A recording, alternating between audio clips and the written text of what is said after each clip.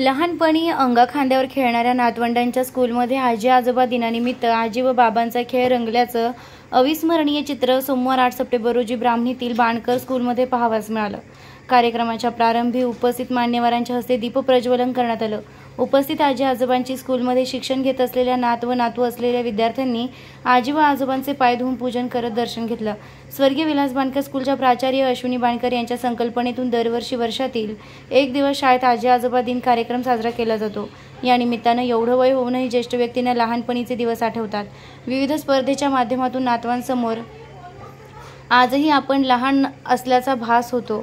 आजी आजोबांचं प्रेम त्याला बासुंदीची गोडी, त्यांच्या प्रेमासाठी आम्ही मुलं वेडी असं म्हणत आजी आजोबांच्या विविध खेळाला प्रतिसाद देऊन जिंकल्याचा मुलांनी आनंद व्यक्त केलाय। आपल्या जीवनातील आजी आजोबांचे महत्त्व अधोरेखित करणं आणि नातवंडांसोबत त्यांचे नाते अधिक दृढ करणं हाच या कार्यक्रमाचा उद्देश होता। यासाठी विद्यार्थ्यांच्या आजी आजोबांना शाळेत आमंत्रित करण्यात आलं होतं। स्कूलच्या वतीने आकर्षक भेटवस्तू देऊन सन्मानित करण्यात आलं। कार्यक्रमादरम्यान गणपती उत्सवानिमित्त घेण्यात आलेल्या विविध स्पर्धेतील विजेत्यांना बक्षीस वितरण करण्यात आलं। शाळेच्या अभिनव उपक्रमाबद्दल उपस्थित सर्व आजी आजोबांनी कौतुक करत आनंद व्यक्त केला। आजी आजोबा घराचं मुख्य आधारस्तंभ असून त्यांच्या अनुभवाच्या शिदोरीवर आपले जीवन सुंदर बनतं असं मत व्यक्त करत आजी आजोबा व नातवंडे यांचं एकमेकांप्रती असलेलं प्रेम अधिक दृढ करण्यासाठी कायम प्रयत्नशील राहू अशी ग्वाही दिली।